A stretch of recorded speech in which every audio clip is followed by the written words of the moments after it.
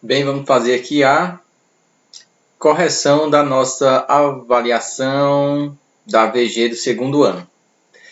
Pessoal, a VG do segundo ano foi a mais fácil de todas, tá? Dentre as provas do primeiro, segundo e terceiro, a segunda foi a que foi a mais fácil.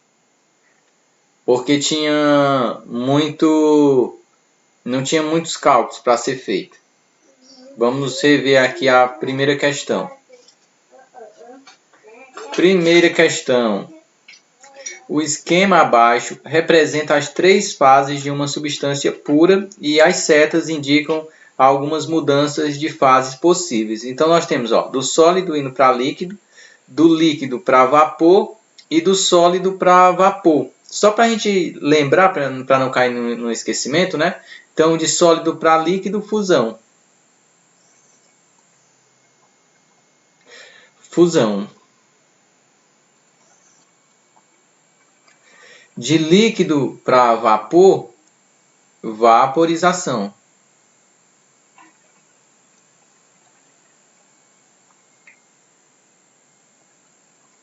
De sólido para vapor,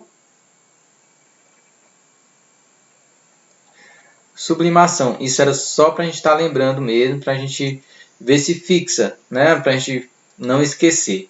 Então, fusão, vaporização e sublimação, item B. Segunda questão. Ao colocar a mão sob o ferro elétrico quente, sem tocar na sua superfície, aí a gente tem que enfatizar que não toca, de longe, tá? Ao aproximar, ao colocar a mão sob. Sob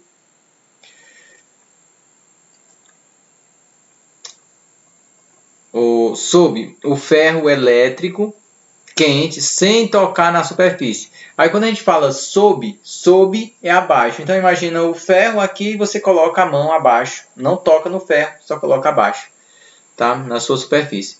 Aí sentimos a mão queimar. Isto ocorre porque a transmissão de calor entre o ferro elétrico e a mão se deu principalmente através de, não pode ser condução, porque condução é contato. Convecção ocorre porque esquenta o ar e o ar circula, então convecção poderia até ser. Condução e convecção as duas formas que ocorrem, né? Convecção e condução e convecção. Sim, não, essa daqui não pode porque condução não é condução, perdão. O que ocorre é convecção, né? A massa de ar não dá certo também não. Tá? Convecção também não seria. O que é a convecção? A convecção é quando a massa de ar ela se desloca levando a mudança de temperatura. Mas se você colocar a mão sobre, né, a massa de ar, sobre o ferro, então a massa de ar aqui do ferro, quando esquenta, a tendência é subir.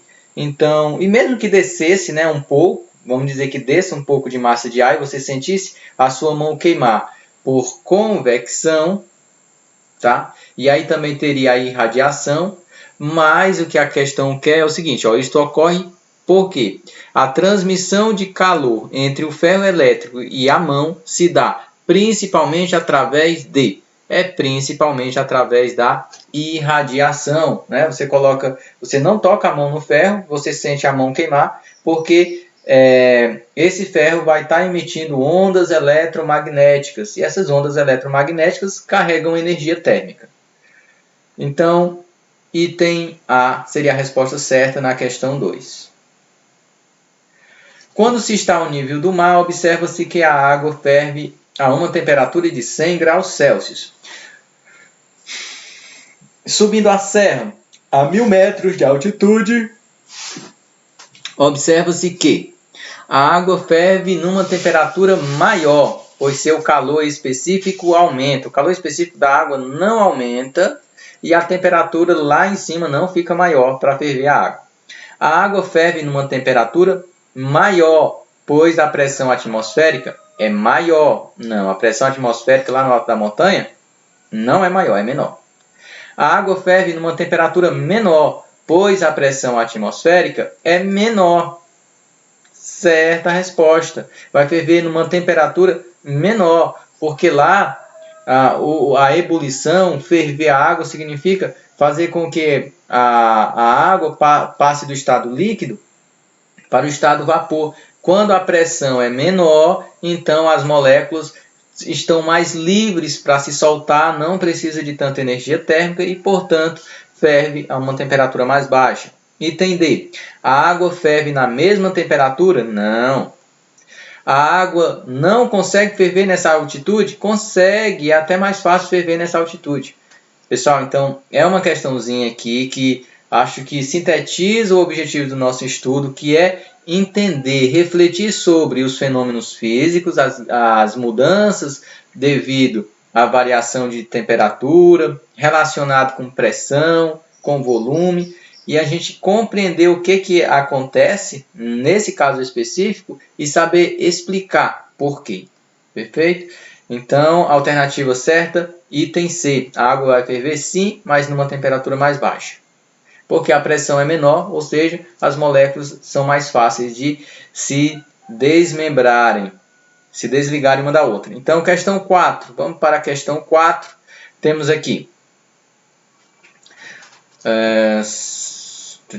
Só tirar aqui para não atrapalhar. Vamos colocar aqui desse lado. Questão 4. Um copo de água está a temperatura ambiente de 30 graus Celsius. Joana coloca cubos de gelo dentro da água. A análise dessa situação permite afirmar que a temperatura da água irá diminuir porque, já explica que a temperatura da água vai diminuir. Agora, por quê? O gelo irá transmitir frio para a água? Frio, pessoal, frio é a ausência de calor. Você não consegue transmitir algo que não existe, que está faltando. Frio, ausência de calor. Você não transfere o que não tem, é só o que tem. Então, essa é falsa. A água irá transferir calor para o gelo. A água irá transferir calor para o gelo, certo? É a água que vai fazer essa transferência de energia. Item C. O gelo irá transferir frio para o meio ambiente. Isso não vai fazer com que a água esfrie, transferir calor para o meio ambiente, o gelo não. A água irá transferir calor para o meio ambiente. A água vai transferir energia térmica, pode até ser para o meio ambiente, mas principalmente para o gelo. A água irá transferir calor para o recipiente? Pode até transferir, calor para o meio ambiente, mas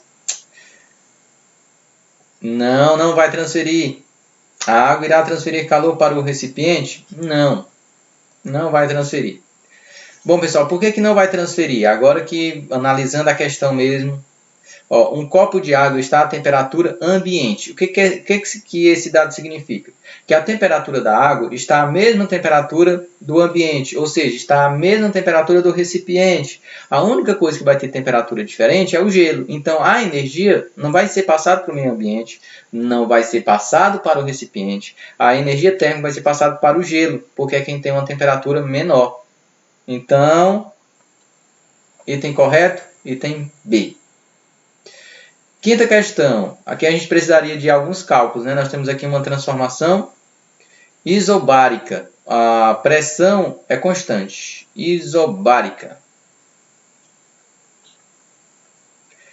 Temos aqui uma transformação isobárica, onde a gente só tem mudanças da temperatura e temperatura no volume. O gráfico representa a transformação de uma certa quantidade de gás ideal do estado A para o estado B. O valor de VA é, se é isobárica, a pressão não muda, a gente tem que a VA sobre TA é igual a VB sobre TB. Vocês fizeram tantos exercícios disso, não acredito que ainda conseguiram errar essa questão. Então ficaria o VA, que é o que eu quero descobrir, sobre TA, que é 360, seria igual a VB, quanto é que vale o volume de VB? 60, dividido por TB, quanto é que vale TB? TB vale 540. Ok? Então, VA é igual a 360 vezes 60 dividido por 50. Então, se você cortar aqui 0 com 0, se você dividir 60 dividido por 5, que vai dar 12, e você fizer 12 vezes 36, vai dar 360 mais 72. 360 mais 72, que vai dar 2, 3, 432.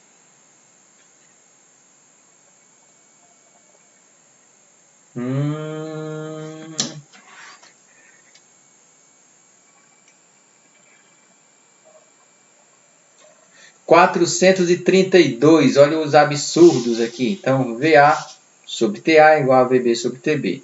Então, VA eu não tenho, TA 360. E aqui ficaria VB sobre TB. 60, tá certo, 60 sobre 54. Que vacilo, que vacilo. Tá, vamos corrigir tudo isso aqui, pessoal.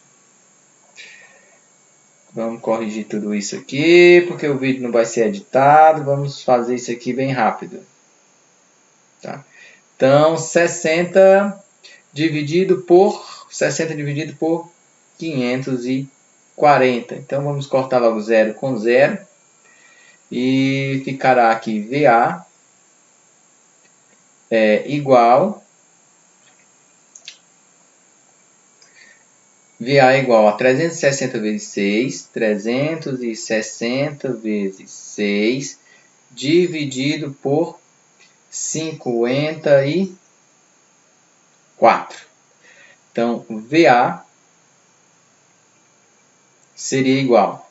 Se a gente pegar, dividir isso aqui por 6, ficaria 360 dividido por 6 dá 1. E 54 dividido por 6 dá 9. Pronto. Então, VA será igual a 36 dividido por 9 dá 4. Então, volume de ar, 40 litros. 40 litros, pessoal. Então, vamos para a sexta questão. O calor específico do chumbo é 0,31 calorias por graus Celsius. Em um trabalho científico, esse valor deve ser expresso no sistema internacional. No sistema internacional, utilizaremos joules por quilogramas Kelvin. Lembrando que uma caloria é igual a 4,186 joule. O calor específico do chumbo é no sistema internacional. Então, vamos caçar aqui qual desses daqui vai estar no sistema internacional e que corresponde a 0,031 caloria por graus Celsius. Pessoal, é assim, ó. Eu tenho aqui 0,031 calorias e eu quero transformar em joules. Como é que eu faço essa conversão de calorias para joules? Fazendo o seguinte, ó. Eu tenho 0,031 calorias. E eu quero transformar em joules. E eu sei que uma caloria, faz aquela regrinha de 3 tranquila. Uma caloria corresponde a 4,18 joules. Só tenho que multiplicar, não é isso? Só tenho que multiplicar 0,031 vezes 4,18. Quando eu multiplico, ó, caloria com caloria some e fica apenas 0,031 vezes 4,18. Vamos colocar aqui o 6. Vamos ser preguiçosos? Não, vamos fazer essa continha aqui. Vamos colocar 31, que multiplica 4, 1, 8, 6. 1 vezes 6, 6. 1 vezes 8, 8. 1 vezes 1, 1. E 1 vezes 4, 4. 3 vezes 6, 18. 3 vezes 8, 24. Com 1, 25. 3 vezes 1, 3. Com 2, 5. E 3 vezes 4, 12. Somando tudo isso, a gente ficaria com 6, 6, 7, 9, 1, 2. Agora vamos voltar às vírgulas. Ó. Era 4,18, né? Então volta 1, 2, 3 casas. E aqui, ó, 1, 2, 3 casas. Então tem que voltar 6 casas. 1, 2, 3, 4, 5 e 6. Então o resultado vai ser 0,129,766. Era calorias, agora fica joule. Joule por grama, graus Celsius. Ei, espera aí, mas ele não quer em grama, ele quer em quilograma, certo? Se eu tenho 0,12, vamos aproximar aqui para 0,13. Então, se eu tenho aproximadamente 0,13, não, 0, vamos colocar de novo aqui, vamos deixar assim. Se eu tenho 0,129766 joules por grama, e se fosse por quilo, né? Porque agora eu tenho que transformar isso, mas transformar de grama agora para quilograma. Quilogramas corresponde a 1000 gramas. Então, se para cada grama eu preciso desse valor, para 1 quilograma eu preciso desse valor vezes 1000. Então, ficaria 0, agora eu vou fazer um arredondamento aqui, 0,13, vamos colocar assim, 0,13 aproximadamente, 0,13 vezes 10, não, vamos colocar, coloque notação científica, pessoal, vamos colocar em notação científica? Ou deixar assim mesmo? Não sei o que fica mais fácil para vocês. Mas olha, nesse caso aqui, vou deixar do jeito que está. Nesse caso aqui ficaria 0, vou deixar do jeito que está. 12, 9, 7, 66. Isso por grama. Se for por quilograma, vai ser 1000 vezes isso. Então, a gente vai ter que multiplicar isso por 1000. Então, multiplicado por 1000. Se eu multiplico isso por 1000, a vírgula vai bem para cá. Então, eu vou ficar com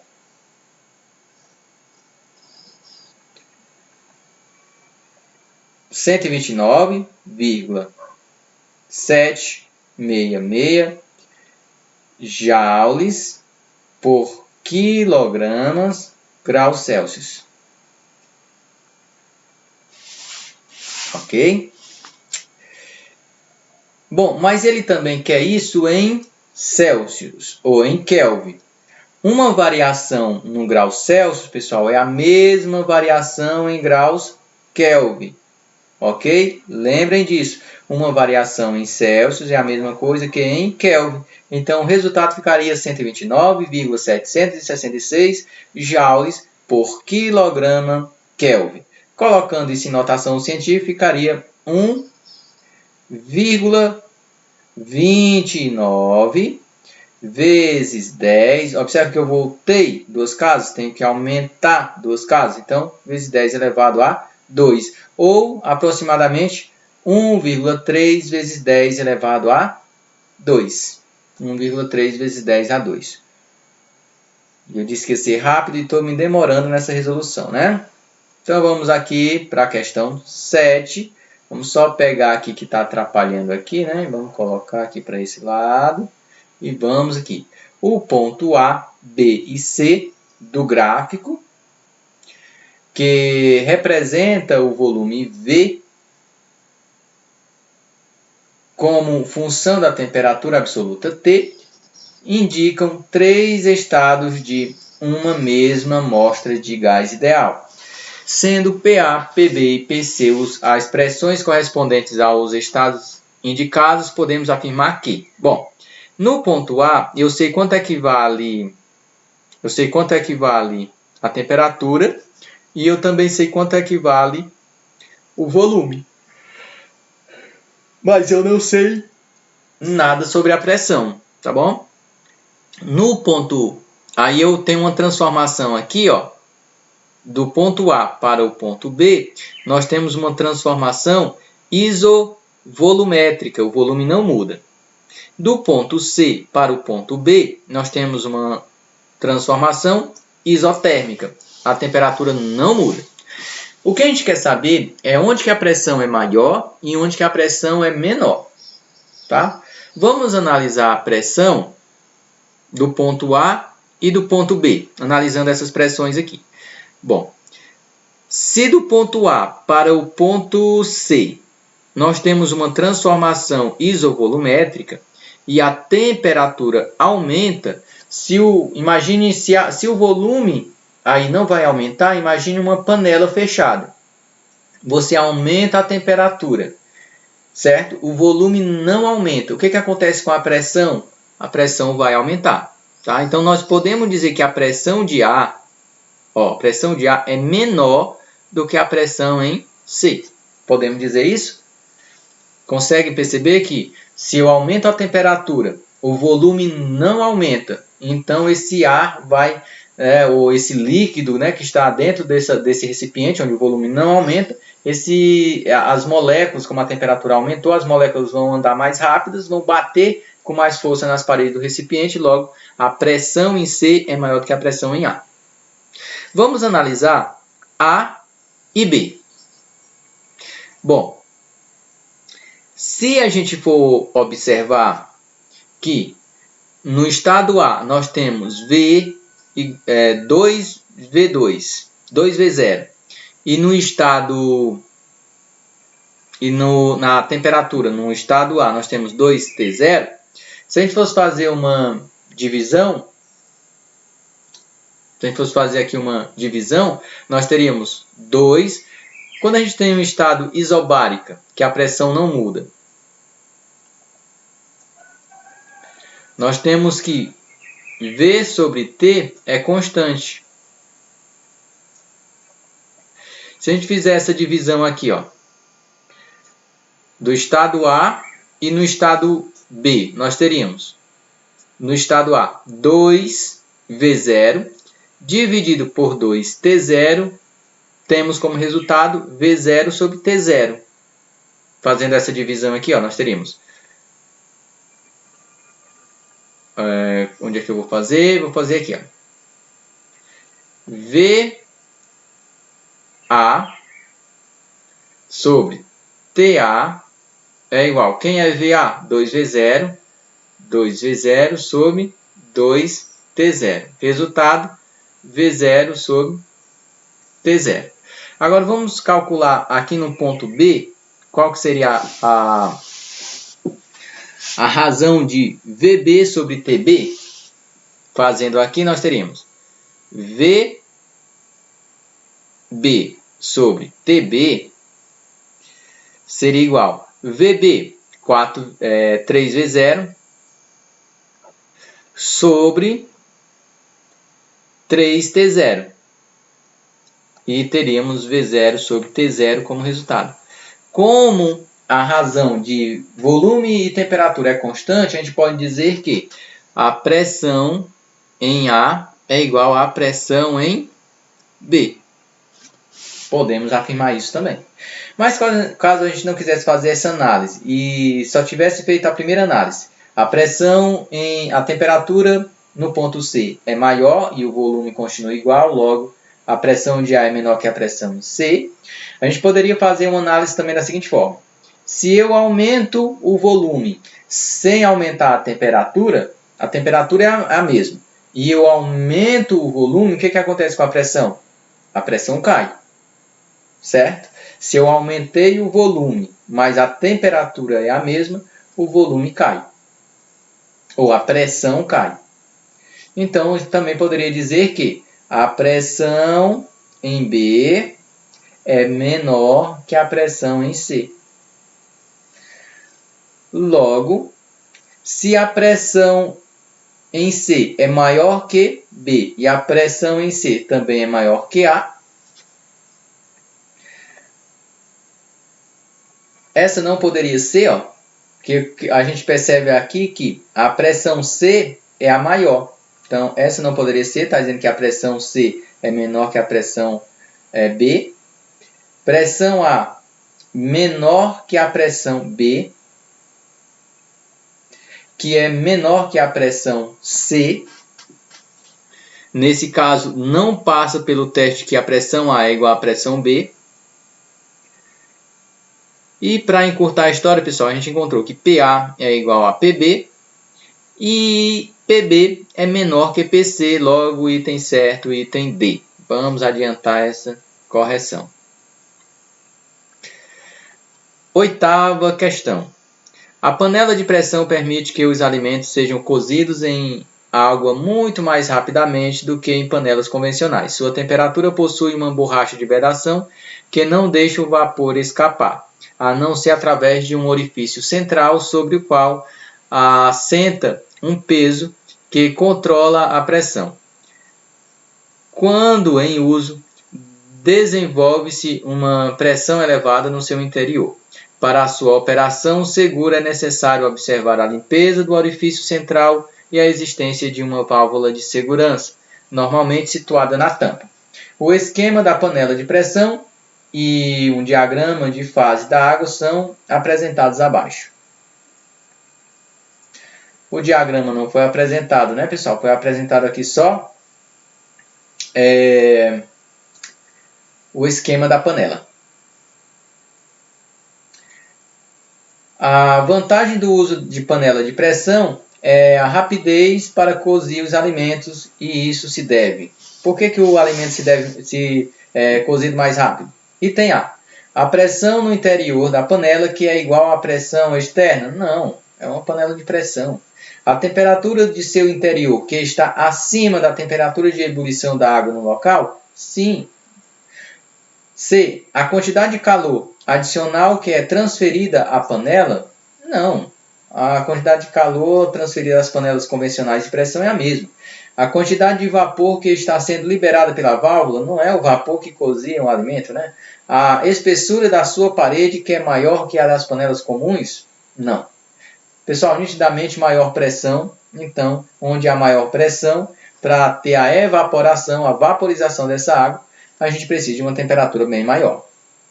Então, antes da água evaporar, ela chega a temperaturas mais altas. Vamos agora para a questão 9. Questão 9. Entre dois corpos em contato diatérmico, não há troca de energia na forma de calor. Tá, então, é dois corpos que não trocam energia térmicas, tá bom?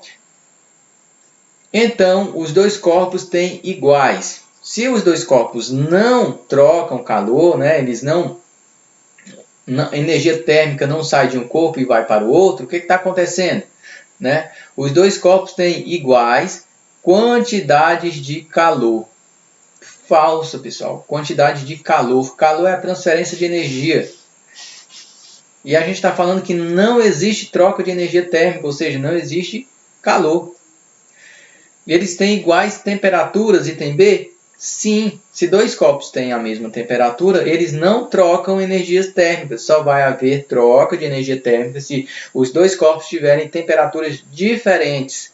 A natureza, ela luta pelo equilíbrio. Então, um tem mais temperatura, tem mais energia térmica, vai dividir com o outro que tem menos até os dois terem a mesma quantidade de energia térmica. Item C, capacidades térmicas? Não. A capacidade térmica não influencia se há troca ou não de energia térmica. Calores específicos? Não. Independente de qual seja o calor específico, se a temperatura for diferente, vai haver troca de energia térmica. Energia cinética? Também não. Os dois corpos têm iguais energias cinéticas? Não obrigatoriamente. Tá? Então, a condição é terem a mesma temperatura para não mudar, não ter troca de energia térmica. 10ª questão. Dois objetos A e B são constituídos de mesmo material. Vamos só tirando aqui, eu vou fazer uns rabiscos aqui embaixo, né? Então, vamos aqui. Dois objetos A e B são constituídos de mesmo material e recebem a mesma quantidade de calor. Observa que a variação de temperatura do objeto A é o dobro da variação de temperatura do objeto B. Podemos, então, afirmar que nós temos um objeto A, nós temos um objeto B. São constituídos do mesmo material. Se são constituídos do mesmo material, o calor específico de A é igual ao calor específico de B. É o mesmo material, tem o mesmo calor específico. Quando foi colocado, digamos, uma certa quantidade de calor para o corpo A, foi também cedido uma certa quantidade de calor para o corpo B, de modo que o calor de A é igual ao calor de B. Por isso que foi dado na questão aqui, ó, que recebem a mesma quantidade de calor. QA e QB são a mesma. O que aconteceu é que a temperatura do objeto em A é o dobro da variação da temperatura em B, ou seja, a variação de temperatura em A é igual o dobro, deixa eu ver aqui, ó, o dobro da temperatura do objeto B. Observa que a variação da temperatura do objeto A é o dobro da variação da temperatura do objeto B. Então, nós temos uma variação da temperatura do objeto B. E essa variação, tá, é o dobro da variação da temperatura em B. Então, aqui, ó, 2 vezes a variação de TA é que é igual à variação de TB.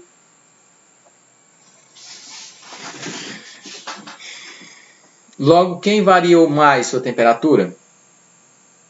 TA.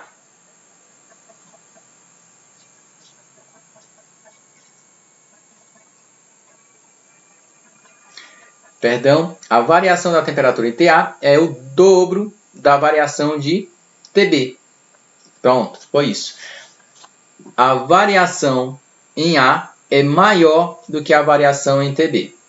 Se a variação da temperatura em A é maior do que a variação em TB, isso significa que o objeto B, mesmo sendo o mesmo material, ele varia sua temperatura menos. Se ele variou sua temperatura menos, isso significa que ele tem uma massa maior. Então, se ele tem uma massa maior, ele precisa de mais energia. E nesse caso, quem precisa de mais energia térmica, a gente chama que tem uma capacidade térmica maior. Então, a capacidade, C maiúsculo aqui, pessoal, a capacidade térmica de B é maior do que a capacidade térmica de A. Vamos às alternativas. A capacidade térmica de B é o dobro da de A. E já é a primeira. O calor específico de B é o dobro? Não, é o mesmo. A capacidade térmica de A é o dobro da de B? Não, senão quem iria aquecer mais era o B e não o A. O calor específico de A é o dobro? Não, o calor específico é o mesmo.